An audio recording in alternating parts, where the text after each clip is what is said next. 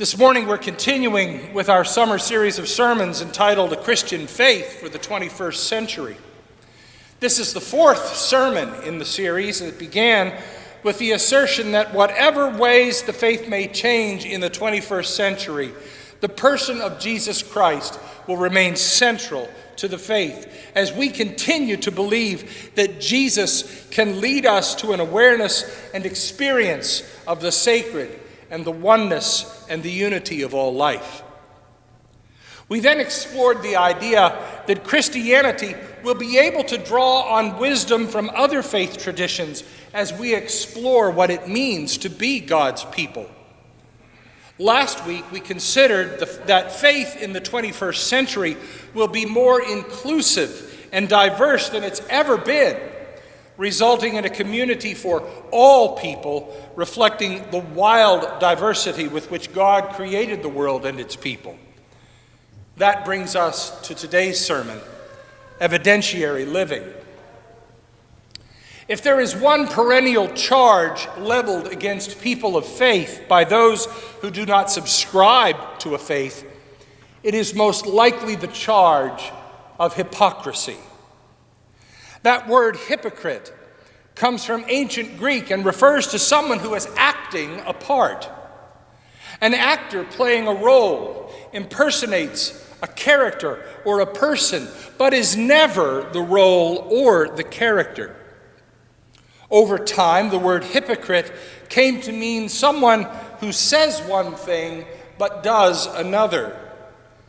There is dissonance between what someone claims to know or believe and how they act and live on that knowledge or belief. That charge of hypocrisy may be leveled more and more at people of faith as we enter more deeply into the 21st century. So let's consider why and how we avoid the charge. In the pages of the Old and the New Testaments, God's people are called to a new way of life. It comes in many myriad ways, but you can't miss the message that because we seek to live in relationship and connection with God, we are called to live in a new way. In the Old Testament, God gives the law to set the people apart from those among whom they live. In the New Testament, God gives Jesus Christ to the world so that those who follow his example may live in relationship and connection with God and one another. In our well-known lesson from the prophet Micah, Micah summarizes his understanding of the entire law with three simple-sounding instructions. He has told you, O mortal, what is good. And what does the Lord require of you? But to do justice, to love kindness, and to walk humbly with your God. When Micah considered all the laws and commandments of God and the teachings that accompanied them, the prophet boiled it down to justice, kindness, and humility before God. The work of justice is to assure that fairness and honesty are at the core of all interactions. When someone is the victim of injustice, disharmony and acrimony are the result, and that can lead to conflict and even the shedding of blood. When kindness is not practiced, the community is challenged and can even be destroyed. When humility is cast aside, especially humility before God, arrogance and conceit begin to grow and then morph into superiority and egotism, which leads to conflict and injustice, and the cycle begins again. And when all of that happens, who is cast in a negative light? God. God and God's people. When we claim to be people of justice, but practice injustice, when we are called to kindness and instead practice indifference and callousness, when we are called to humility and instead respond with pride and condescension. What does that say about God and those who claim to be God's people? And it is not enough to say that we are believers. The letter of James makes that clear. Faith has got to be more than just words and belief. Faith must be the impetus for change, and it must be expressed in the way the believer lives. Be doers of the word and not merely hearers who deceive themselves. For if any are hearers of the word and not doers, they are like those who look at themselves in a mirror. For they look at themselves and on going away immediately forget what they were like. Religion that is pure and undefiled before God the Father is this: to care for orphans and widows, that is to say, the powerless in their distress, and to keep oneself unstained by the world. In the past, we may have been able to make pious pronouncements to the world about how it should live and act, but that will not be the case in the future. We will need to earn the right to speak to the world, and that right will be gained only as we do the word, that is, as we bring faith to life in compassionate action. The 21st century will understand that the way we behave toward one another is the fullest expression of what we claim to believe. Words are cheap things, and we are swamped with words.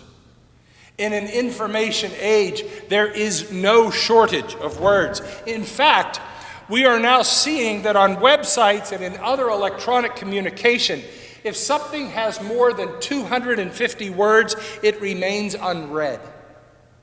We don't have time. The inbox is full and the mailbox is overflowing, and we are swamped with words. Behavior will be the new standard by which the Christian faith is measured. How we behave, how we live, how we treat each other, and how we serve those who are in need will be the measure by which the world evaluates us.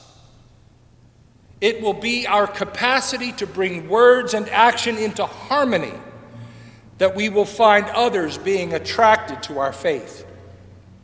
As we become doers of the word, as we do justice, practice kindness, and walk humbly with our God, that others will begin to see the possibility of a new way of living, and they will want to connect with the community of God's people.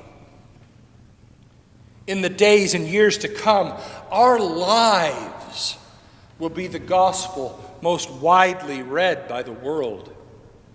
Our lives will be the evidence for the authenticity and the legitimacy of the Christian faith.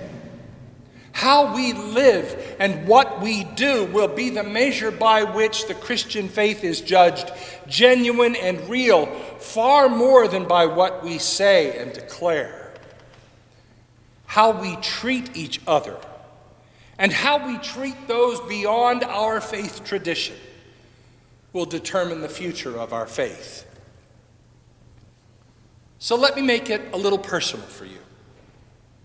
Look at your hands. Go on, look at your hands.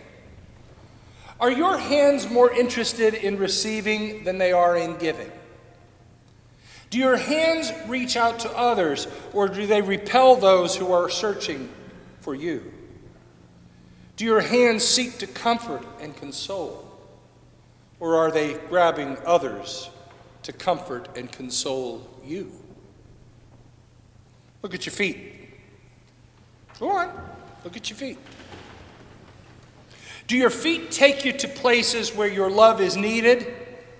Or do your feet help you to flee from those crying out for love and help?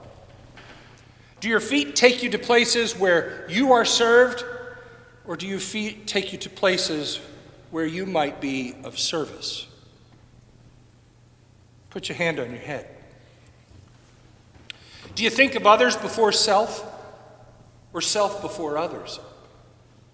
Do you consider how you might be perceived by others, or do you allow your ego to rule the decisions you make? Put your hand on your heart. Does your heart go out to those in struggles of their own? Or does your heart harbor jealousy and resentment?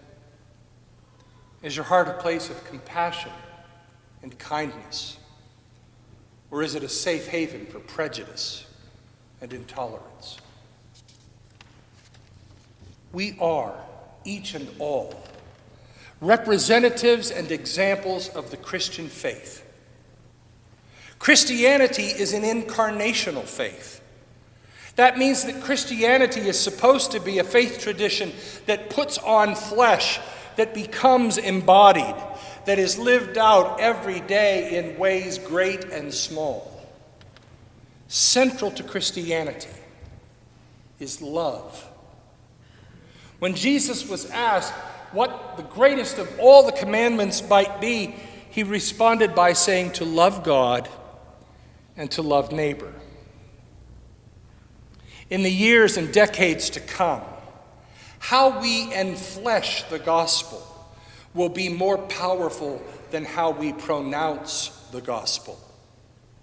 How we live our faith will be more persuasive than what we say about our faith.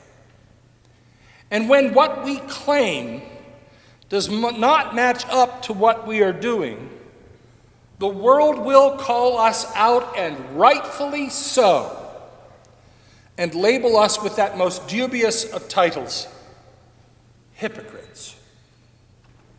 The evidence of our faith will be not in what we say, but how we live. And that will impact each of us, those we meet, and those who are unknown to us. Our lives will be the first gospel the world around us reads. May that gospel ring true, for now and evermore. Amen.